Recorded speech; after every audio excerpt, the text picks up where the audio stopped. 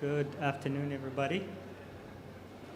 So for today's session, we're going to talk about driving the future of sustainable transport solution and as well tackle some innovative ideas to improve transportation for all. When I looked at the subject and something came to my mind that I was looking at a few weeks ago.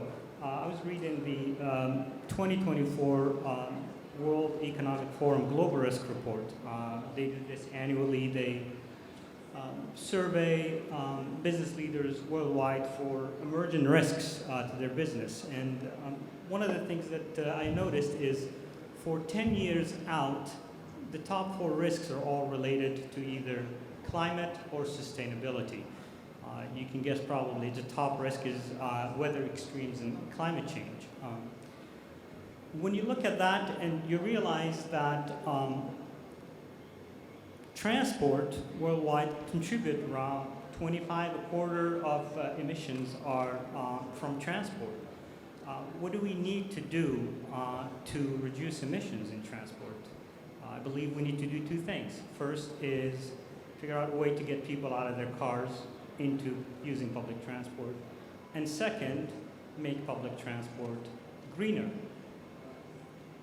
Today, in our panel discussion, our panelists will cover some of these topics, including green bus initiatives, successful transit innovations, strategies to reduce carbon footprint, and also, and very important as well, is improving the efficiency and the passenger experience, because in order to get people out of their cars into public transport needs to be convenient, needs to be attractive, needs to be efficient, and needs to be affordable.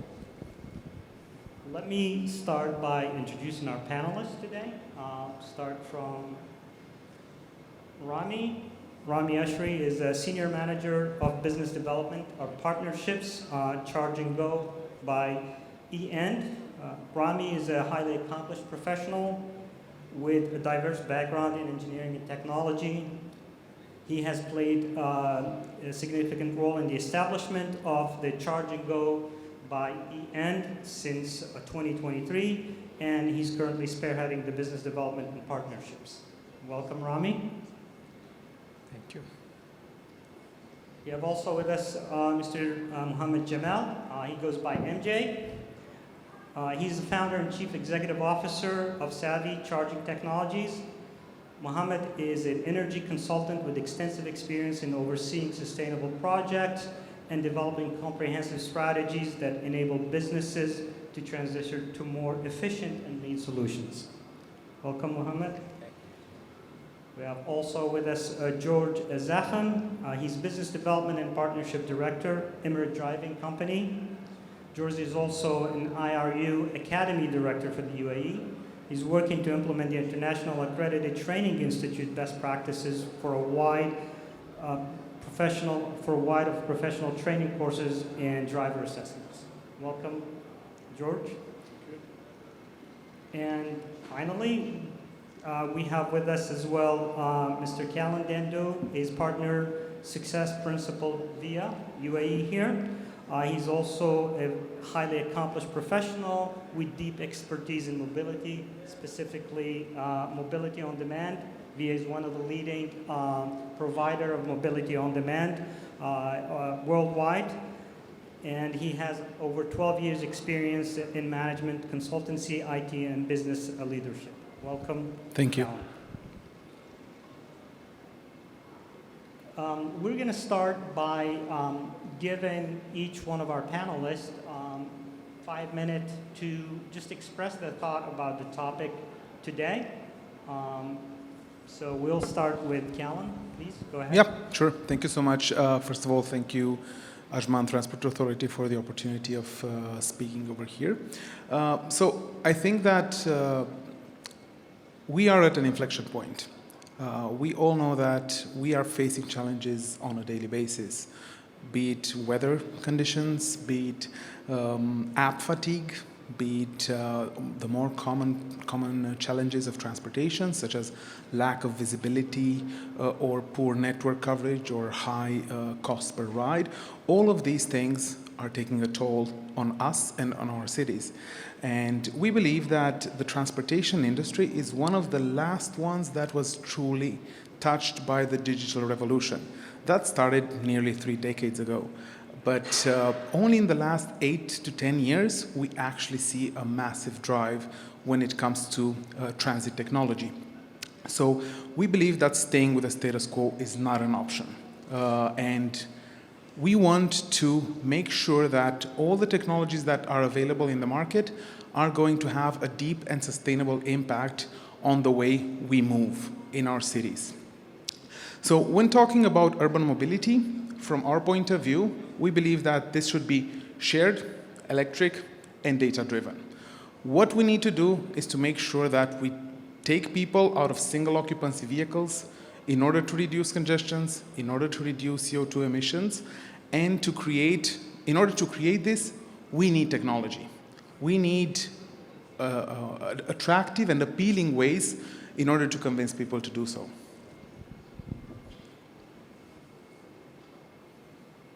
Callan. George, I believe you have a presentation for us, so welcome, George. Thank you. Hello, everyone. First, please, Adin, what have you let's have everyone to the front. And I have a question. Who speaks Arabic? مين بحكي عربي؟ يرفع ايده. So most of who speak English? Okay, the presentation in English.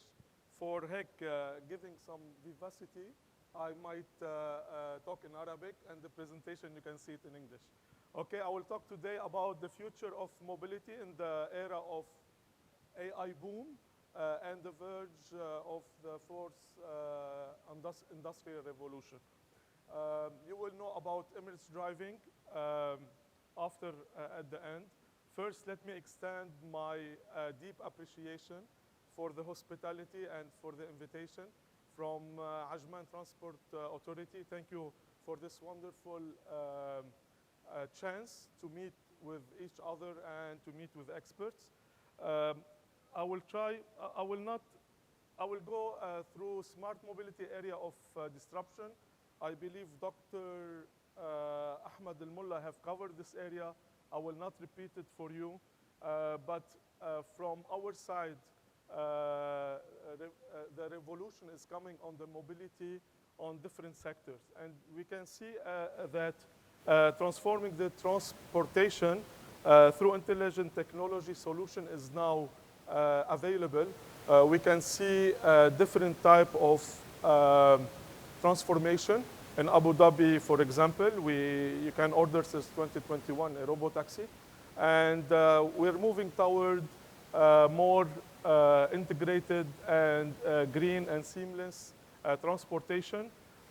We have heard a lot about it during the first session.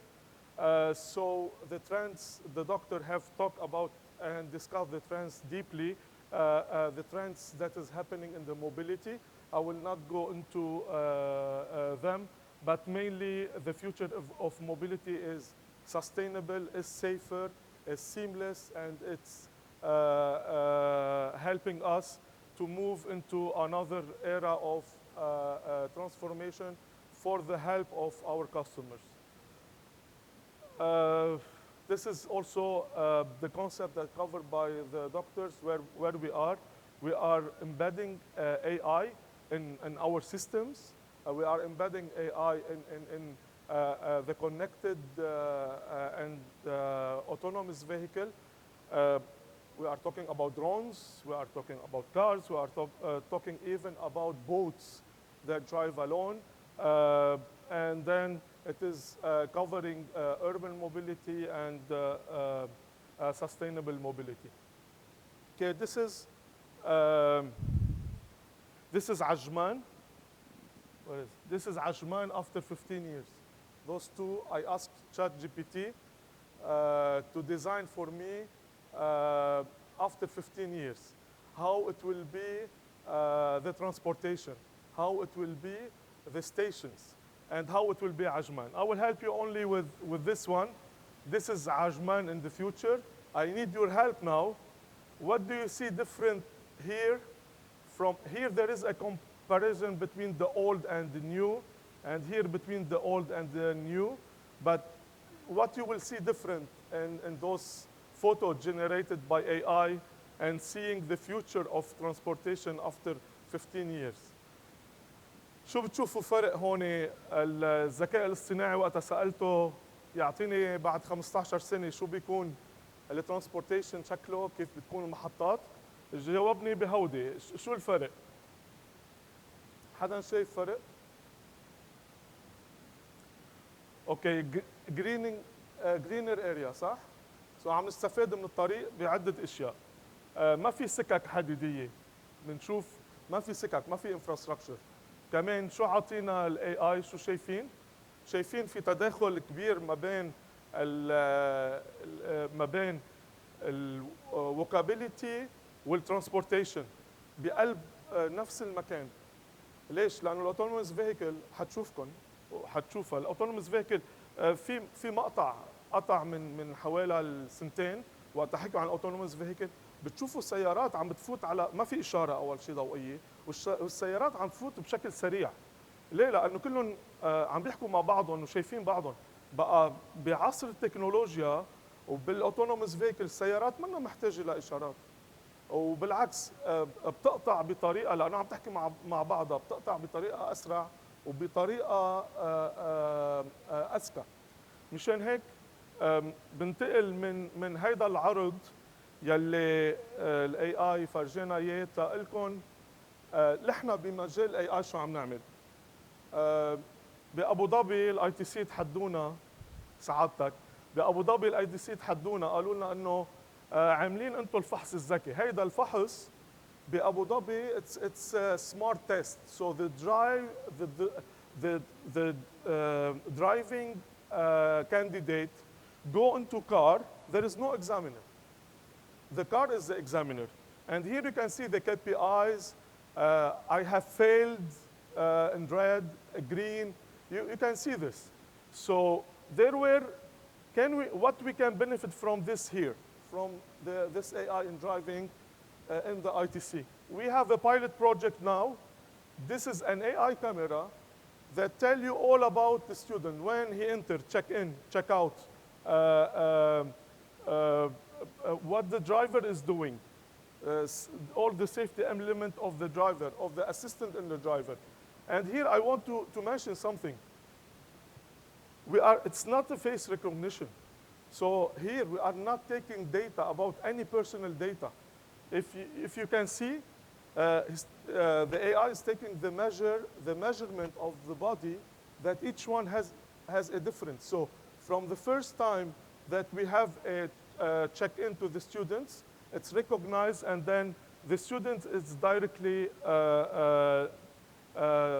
seen, and all his behavior is recorded. And anything that the student don't want the authority, don't want the student to do, or the driver to do, the authority will get a message. This message could be a warning, then could be a training, then it could be an offense. Here, the same as AI is detecting also for motorcycle that the radar cannot detect, and also is checking out cars with plate numbers. Here, what we have done also on 2021, I was told you we were heavily involved in autonomous vehicle. So this is the first testing that we have done. And along with ITC, the team was there. We have seen what is happening. Unfortunately, this POC, the first one failed. The second one, we learned more about it. And the third one was a success. And now, I believe Abu Dhabi has prepared the autonomous vehicle manual testing and also the regulation, and it's going forward. We were working on this together. This is, you can see this smart AI simulator outside. For those who didn't see it, this AI simulator can measure not only عادة السيموليتر بقيس كيف انت عم تتعامل مع الحركه المروريه، يعني محافظ على الديستنس ولا لا، اذا انت عم تعمل اوفرتيكينج رايت اوفرتيكينج اور نو. لا، السيموليتر هيدا بيعطي اشياء ثانيه منها اذا انت اجريسيف، عندك ديفنسيف، عندك بانيك، عندك اتنشن، كيف الاتنشن تبعيتك، كيف الرياكشن تبعيتك، كيف الكونسنتريشن. So it's giving another directions. نحن we were trying to embed it in with AV Living Lab. We were trying to embed it in the training, but then we moved to another model after the POC.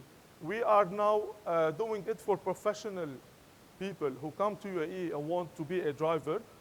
We test them and we make sure that his CV is right. He's not lying. So we're saving lives and we're saving time. This is here also some of our project. We have 5-6 lab from the simulator. We are using simulator since the beginning. And simulator here is playing a major role in training. And also, we have created the first training tower in the world. And since 2000, people are having confidence after being trained with a trainer to be driving alone with the control of the tower. For digitalization, what we did the remotely control. This is a new technology whereby we can use it also for autonomous vehicle. Will control the autonomous vehicle remotely. We can do many things. هيدا كمان في بايلوت بأبو ظبي على هو بنسميه ART. بدل كلكم تعرفوا البي ار تي، هو autonomous rapid transport. الفكرة هي إنه this one has more capacity technology using technology تبع السيارة الأداس. السيارات الجديدة كلها بتحسوا إنه ما بتخليكم تطلعوا عن الخط الماشيين عليه، أو إذا طلع لكم أي بلوك you will stop، يعني بتحميكم. هيدا جهاز موجود كان عملته موبل اي من انتل، موجود وهلا صار تطور لعده شركات ثانيه وعم يستعمل بعده مجالات. طبعا الكابكس والاوبكس significantly different من اي شيء ثاني لانه اوكي. All right, done. So this is us, image driving, and this is image mobility. This is McKinsey strategy. It was funded in Abu Dhabi to support ITC and the ecosystem of the mobility in Abu Dhabi. We know about the evolution. We have discussed it, even Dr. have mentioned it. The opportunity we have is in various areas, on the licensing, on the purchasing of vehicle, on the driving operation, and the mobility as a service, and in the infrastructure. So we're working on this solution. We have a pool of investment. We already did one investment. We have now excellence driving in Dubai is for image driving. We're working on other models. We have already AI company that we acquired. This is for transportation. And we are looking forward to create the future of transport through AI. Thank you so much. And sorry if I take sometimes more from your time. Thank you. Thank you. Now I hand the floor to Mr. Mohammed Jamal to give us his insights and thoughts. Thank you, George, for this really insightful. I want to bring you back, guys, back to what we are now today. Thank you for taking us into the future, George. Really appreciate that. So the problem that we are solving is the problem created by Elon Musk by creating or inventing or recreating the electric vehicle. We're solving the charging, which is the number one issue in EV adaptions. So we're solving that through our technology, and we're solving it here in Abu Dhabi. And for any fleet owners or anyone wanting to transition to EV, we have a perfect solution, which we're looking to prototype with majority of the fleet companies. I think earlier in the day there was been a lot of discussion around hydrogen fuel-based transportation system and all that. And I could be wrong, but we have a lot of data on hydrogen, and our data point shows that hydrogen transitioning transport system is still 50 years away. We're 50 years away, and that's just our best estimate that tells us. There's a huge shortage of hydrogen, for the steel industry and for fertilizers. So when we're able to accommodate those industries, I think then we can talk about the transport business. These are my initial thoughts on this. I don't want to take too much time. Rami, your...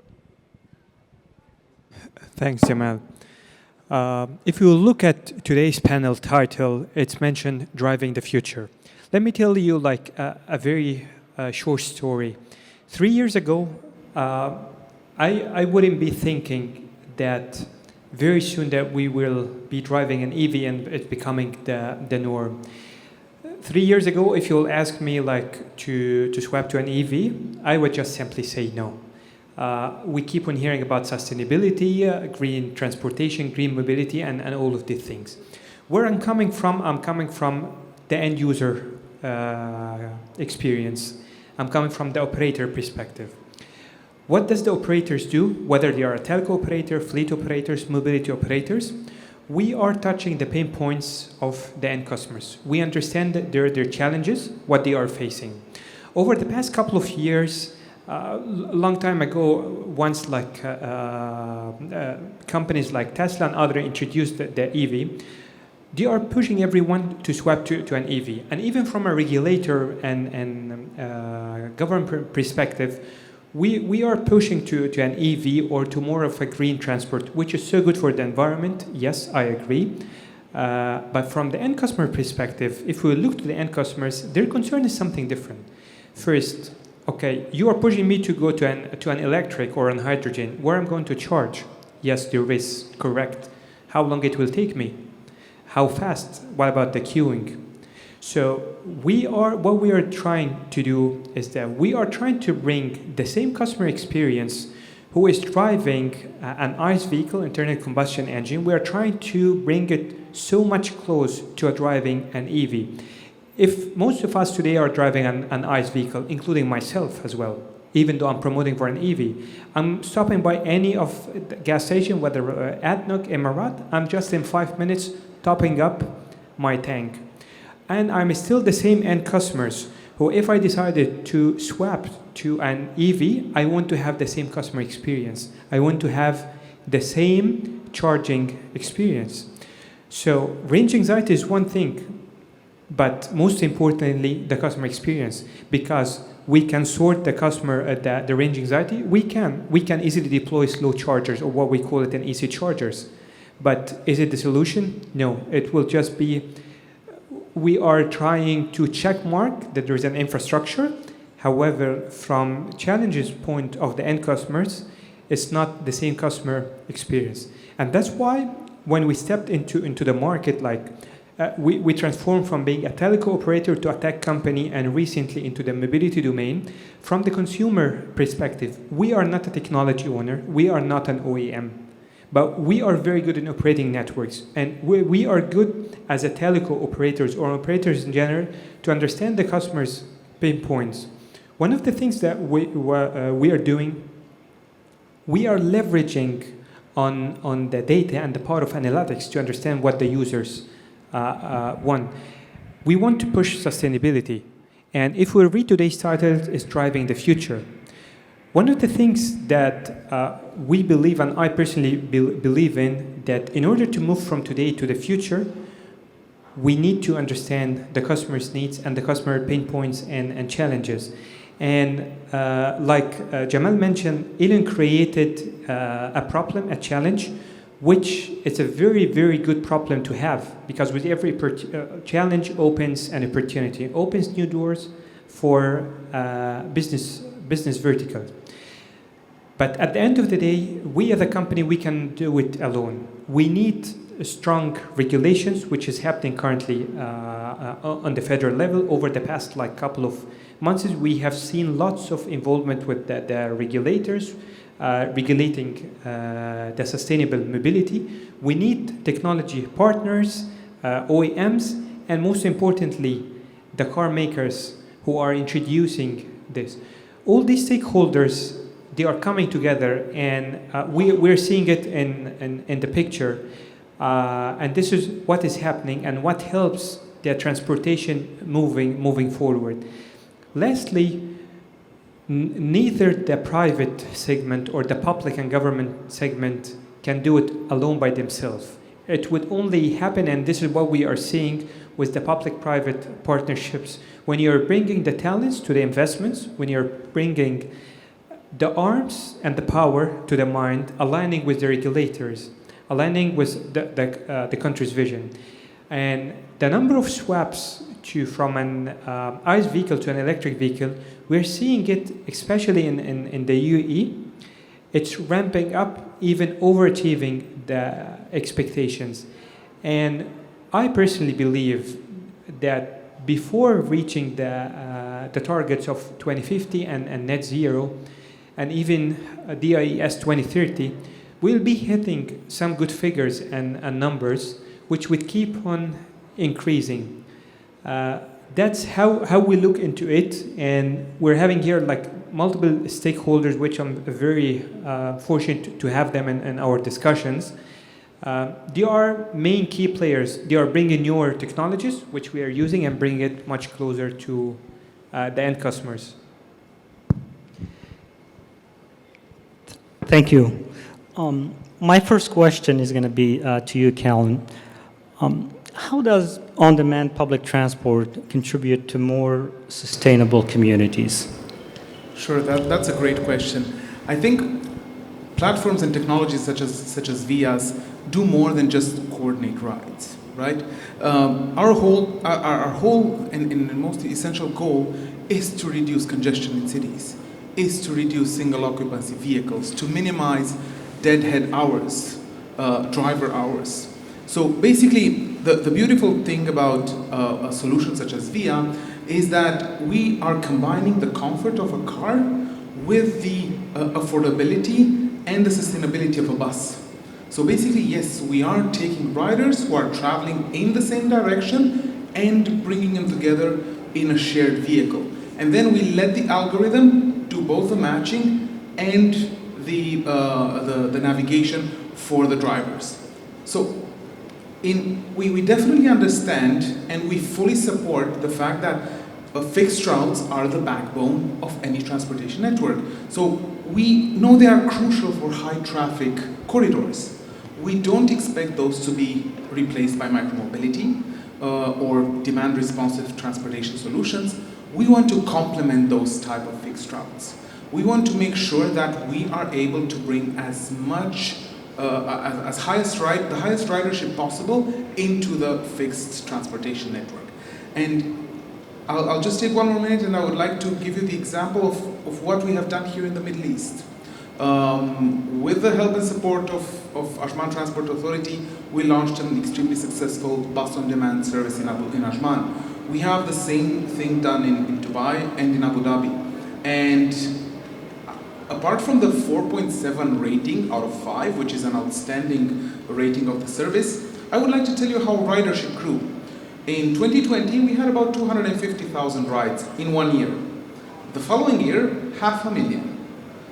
This year, we're on the path of closing to 2 million rides in 1 year. It took us more than 2 years to reach 1 million. Now we're doing it much faster than a year. I have a follow-up question to that. So I believe as the key to successful public transport is always, having an answer to the first and last mile, which on-demand transit does. When you implement on-demand, do you see any upticks in the regular fixed route transit, meaning people are more likely to start using public transport once they have on-demand or micro-mobility options? Oh yeah, absolutely. I can give you the example in Hanover, in Germany. Over a period of 2 years, we have seen 48% more ridership into the train network from suburban areas, and 35% of the people actually thought about selling their cars. So they just didn't need their cars anymore. The same thing happened in Dubai. Probably 80% of all the rides that we are doing in areas like Business Bay or Barsha, together with the operator United Trans, all of them either start or end at the metro station, which is a clear indicator that people rely on this kind of services to continue their journey. So definitely we believe that the first and last mile are a key sector and a key segment in driving more ridership into the public network. Thank you, Callan. My next question is to you, Mr. Mohammed. There is a federal law on the reduction of climate change effects. How do you think transport in general, the transport industry, is prepared for this law? I think most, I would say, peer companies that we've been talking to in the transport and logistics company, first of all, I think there is an education required that this law is going to be enacted next year. It's already implemented and passed by the federal law. So can you maybe just give a short introduction to the law? Maybe some people here are not familiar with the law. Yeah, so the law is very simple. Companies across all sectors, across UAE, need to work towards sustainable solutions and reporting on their sustainability efforts. So if you are a logistics or a transport company, you need to be able to demonstrate that you have green vehicles or EVs. You know, that's just one example.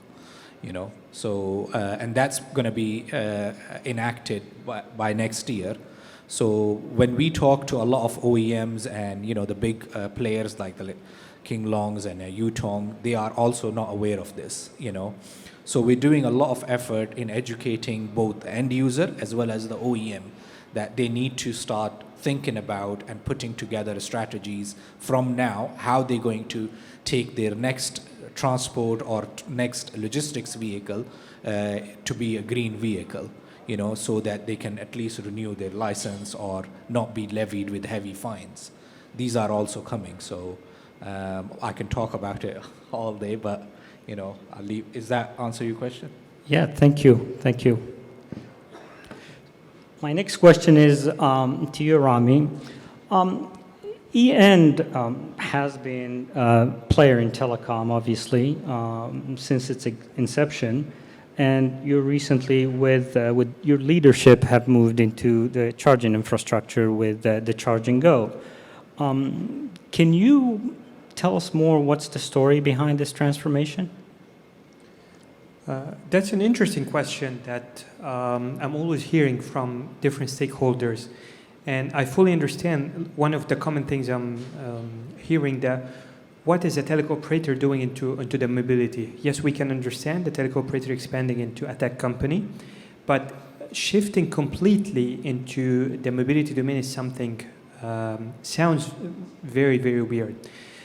But let me tell you how close it is to what we're doing. Usually the telco operators and what we're doing is that we are building and operating networks, correct? So building and operating 2G network, 3G, 4G, and currently 5G network. So we are building a network. The same existing network, in order to build it, it's just a telco tower connecting it to the power grid. And we are selling a token called a data call and a voice call. The same when we're looking into the EV charging station. And instead of building a telco tower, we are building an EV charging station. Both of them are connected to the power grid. But one time we're selling voice call, the next day we're selling a data, and now the next evolution is that we are selling a new token called kilowatt hour. Both of them are still similar in a way that there is a mobile app reaching out to the end customers. And I'm sure, like, whether you are like an EN customer or a do, you're having a mobile app to top up your wallet, to subscribe to bundles and packages for voice call and data. Imagine that the same mobile app you're having, you can top up your kilowatts balance to charge your vehicle as well. And what I'm saying today is not future. Our app is up and running, and this is one of the bundles that you can subscribe to. From the same perspective, once we started looking into the whole horizon from the same essence, it's the same like why we decided to expand into the mobility. Both of them, we are an operator, we are building networks. Whether we call it 3G, 4G, or 5G, today we're calling it EV charging infrastructure. What we do believe that the mobility segment has been lacking worldwide, and operator companies. When we're talking about mobility, you will either find car makers, okay, or you will find fleet operators, or you'll find technologies. And then you'll find regulators. But the whole ecosystem is lacking the new, what we call it, the neutral host, which is in the middle dealing with all of these different entities, bundling them together and providing a service to the end customers. That's what we believe, that the next evolution for all the telco operators, not only us, they need to expand into the mobility domain. We're happy to be one of the leading telco operators to expand into this domain, and we can see the impact being a neutral host connecting the dots. So once you look from the same perspective, you'll see this is the same ecosystem. It is the same everything you are leveraging, and maybe in the future we'll be expanding to another tier of network, but still power and service. Thank you, Rami. My next question is to you, George. Interesting presentation about the application of AI in driver training. So when I think of our topic today, and specifically the bus electrification, as probably many of you here know that how the driver drives the bus has a big effect on the range of the vehicle. The more aggressive the driver is, the less the range. Do you have any training programs regarding, training a driver on to how to drive an electric vehicle and maximize its range? Thank you. Actually, for English driving, we have introduced eco-driving since 2009. We were at school. Oh, it's here. So we were the first in the region to introduce eco-driving, and eco-driving principle is embedded within our curriculum. And the same eco-driving, which is for combustion engine, can apply to electric vehicle. And definitely, we are working on this. But I will take the other direction, since I'm presenting also Earth mobility, to explain that for buses, we are going beyond, for example, we give the buses, we are going beyond the training. Similar to what Rami has mentioned, exactly similar. We are benefiting from that we are doing currently the safety of driving on the road, to move to create the safety system in mobility, either for occupants or for the car itself. That's why we jump on different type of buses. We have a small one, which is autonomous, already operating. And for the normal buses, we're working on electrification and automation as a retrofit or as a normal. Even we're optimizing in our capital. I don't know if you hear the news. We partner with VinFast. VinFast is one of the biggest provider of electric vehicle and electric buses. We're working together on a project here in the UAE. The same will apply also when we're talking about the bus itself. You have seen in the video, we are trying to create the safety from different angles, from checking in, checking out the students, and for managing, or let's say, When you train someone, when you take a driving license, you go to the road, the police will make a fine. This is not because they want to take your money. This is because they want to remind you about what you have learned, okay? So the same we are applying in the buses. So there is a complete inspection through AI to the driver and to the assistant in the bus to make sure that the AI put it by the regulator here. We have the Transport Authority and the ITC. They are enforced, and if not, the authority know about it, either to terminate his driver, either to take him to another training level, depend on the severity of crime. So yes, Earth mobility is a continuous of image driving, and we are working on many mobility models in Abu Dhabi. Thank you, George. My next question before I open the floor to the public for questions is going to be both to Mr. Mohammed and Mr. Rami. With regards to the charging infrastructure here in the UAE, you see, as you said, there is a huge uptick in the adoption of EVs, and there may be hundreds of thousands of EVs coming into the market here. Do you think, what's your thought about the readiness of the grid to handle that many cars?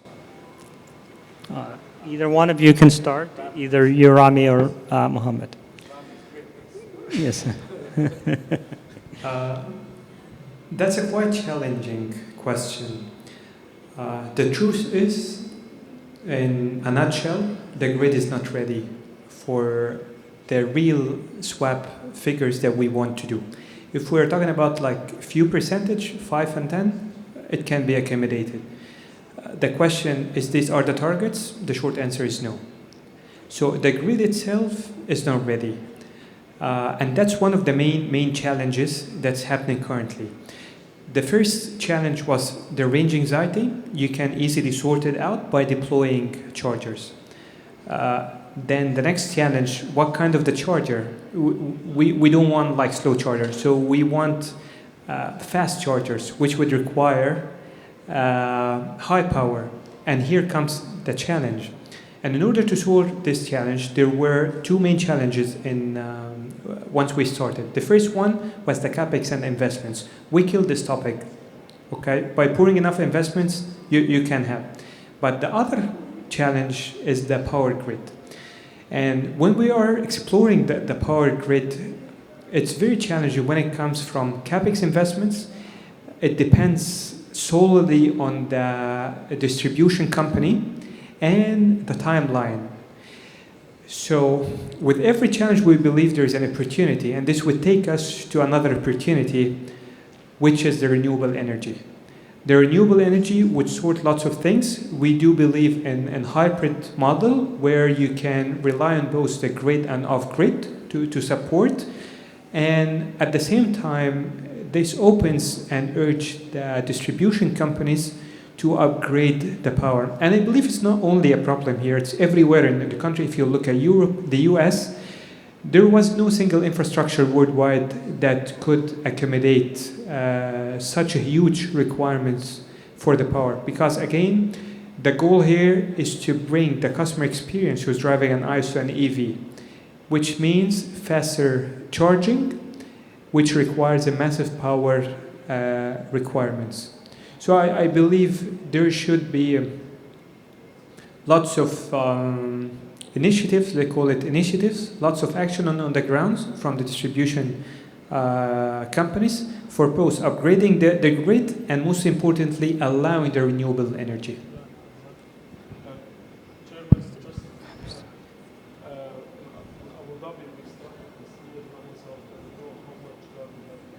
We can't hear you. 56,000.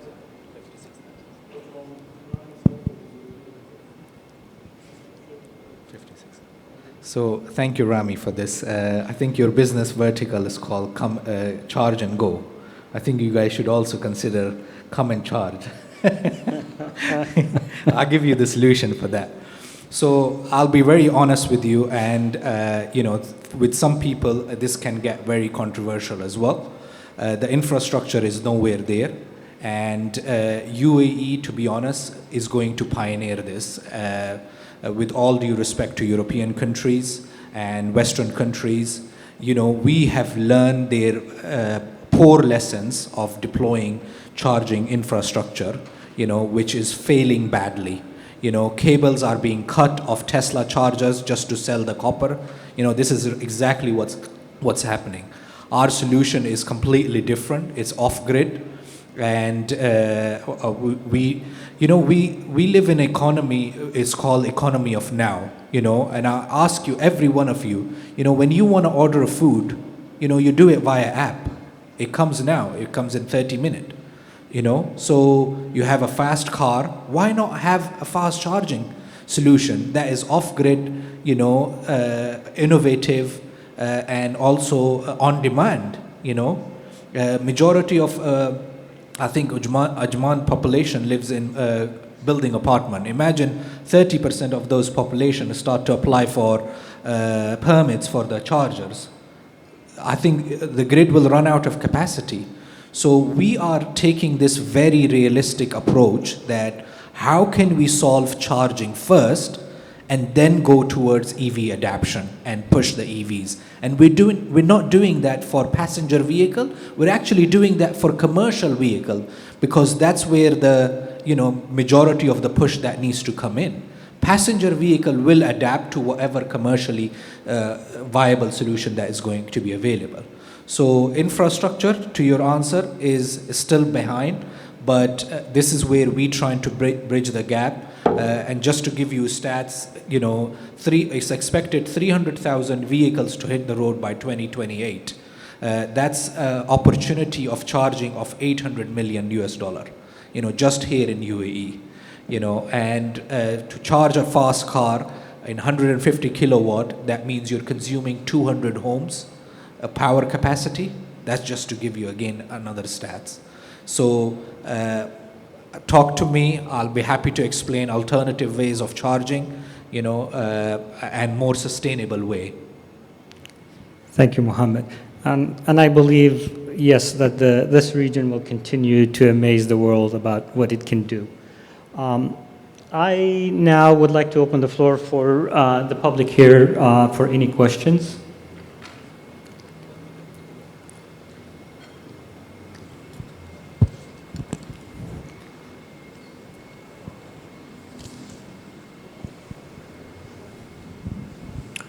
I'd like to ask the panel about their opinion of the integration of the sustainability.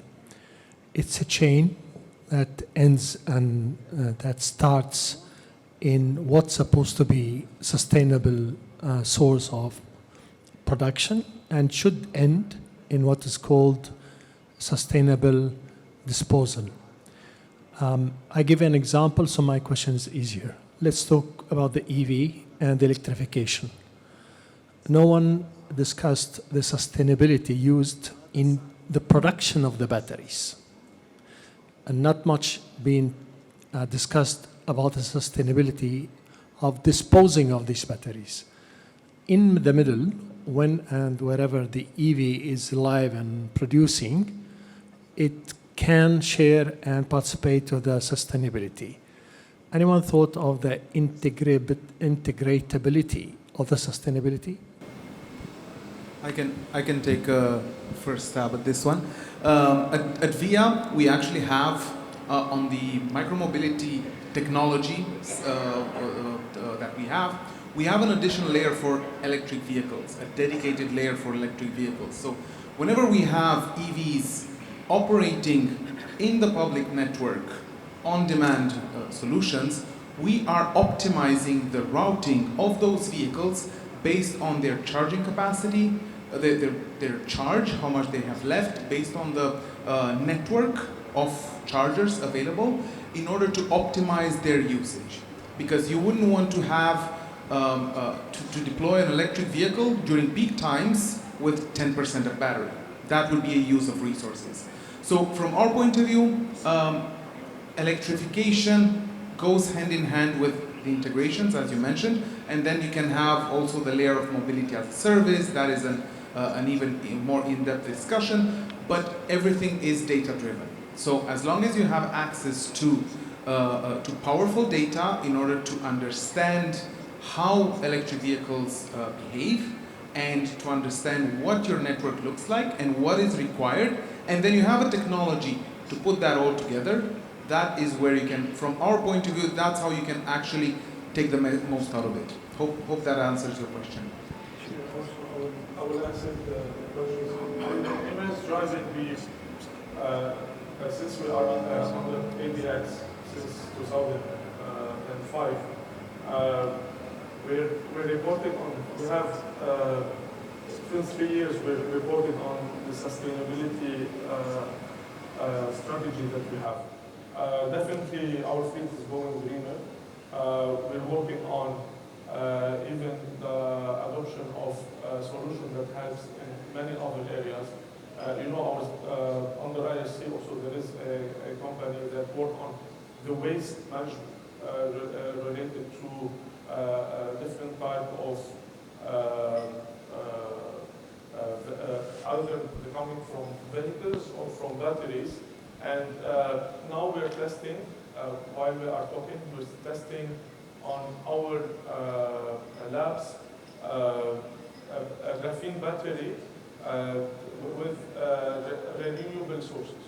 And this is with big power to serve the motorcycle, because you know motorcycle is small and require a certain power. So I believe, as my colleague mentioned, the regulation is coming, but I totally advise entities to start.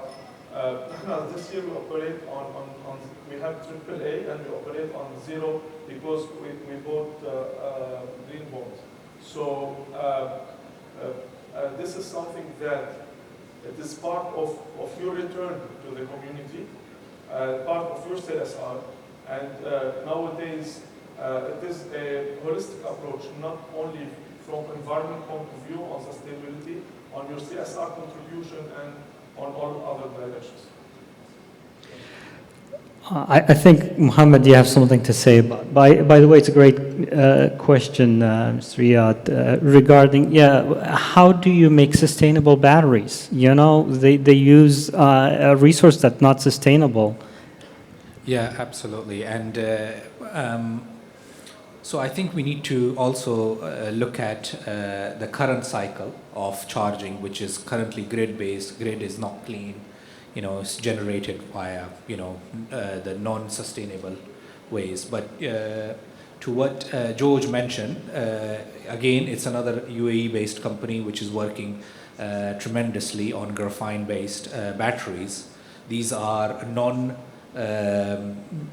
non-chemical batteries that is explosion-proof, zero hazardous, 99.9 delivery, and it has a warranty of 15 years, so it can be easily recycled. But again, this is just the starting of that, and that's why I mentioned UAE is, I think, to take a big leap in pioneering this space. You know, maybe next year we'll have some experts from Europe sitting here trying to understand how to do it. Does that answer your question, Mr. Riyad? You got it, graphite batteries, that's what I heard, correct? Yeah. I have one point to add here to share with you. I'll give you the answer that no one would be interested to hear, that the full ecosystem end-to-end is not green, it's not sustainable. And it wouldn't, now we are in the ecosystem, you can imagine it like this, that you're having an EV car, but powered up, for example, by a diesel generator.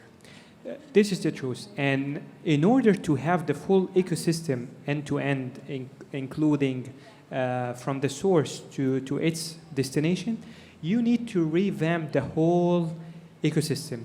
We are living in a world driven by economy, driven by numbers and figures. And why this is not expensive, I'm always saying the price of sustainability is expensive. And that's why we don't have renewable energy everywhere. The whole cycle started based on an ice or a fossil fuel and the greenhouse gas emission. So can we do it based on R&D, research, technology? Yes, and we have the technology. Would we do it? The honest answer is no. Why? Because it's not financial viable, and no one, at the end of the day, the world is driven by numbers, and it should make numbers sense. I'll give you a very good example. One of the challenges why there is no an EV, assuming, let's say, that today there is an infrastructure everywhere. Why? Because of price per points. You can get a normal sedan car with the range of 50,000 dirhams. The cheapest electric vehicle you can buy now is 3 times the same price. So this would only happen with the economy of the scale. If we are doing massive deployments, the price normally would go down. But where are we standing? It's not, in my humble opinion, it's not in the near future. And that's why we keep on hearing like net zero. What is net zero? That we need to balance the positive emissions and the negative emission. Wherever we are contributing, we are trying to remove it. But it's very hard to go for purely not contributing any greenhouse gas emissions. Thank you, Rami. Any other questions from the audience?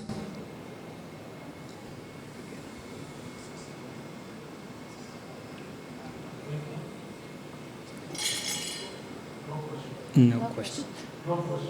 Okay. Any more thoughts from your end, the panelists?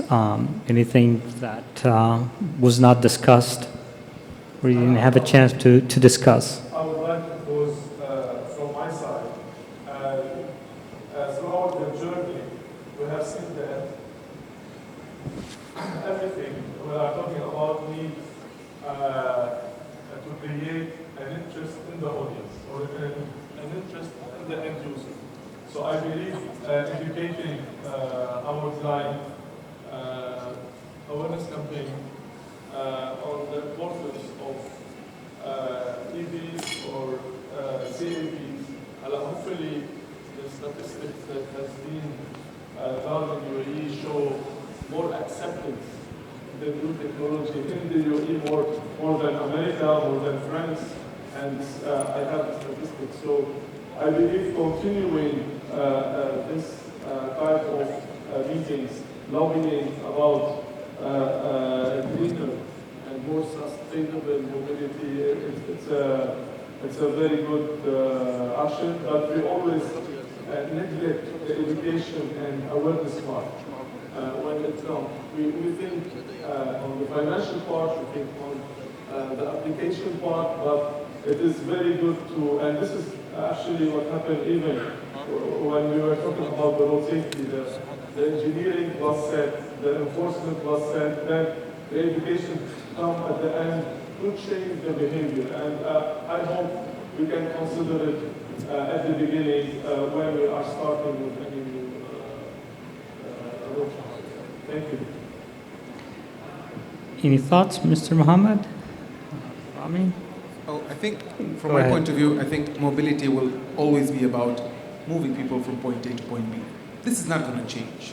Yes. The only thing that is going to change is that we need to leverage technology in making our transportation networks better, and if not for us, it should be for future generations. خلاص, they're closing.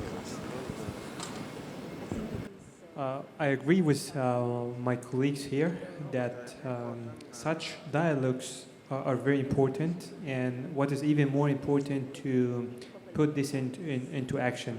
What I'm hoping to next year, when we are here for the second edition of the conference, to see some of the promises that the decision makers, the stakeholders have given today. It's already doable, and this is something, in my humble opinion, it's the basics, the norm of the UAE. That's why I'm always saying the future is now.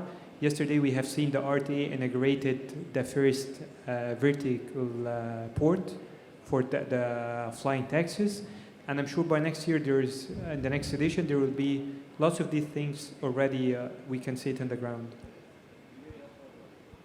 Yeah, so my final thoughts are that I think there's a lot of willpower required by organizations to go green, you know, and if there is enough willpower, we have the solution, and it would, trust me, would maintain the same capex that you're currently running your mobility. That's the last thing I'm going to say. Good, thank you. So I guess from my end, takeaway is the future is bright for sustainable public transport, but we still have a lot of work ahead that needs to be done. Thank you, everybody. Thank you, the audience, and please feel free to join us and talk to the panelists. Thank you so much. Have a good evening. Thank you.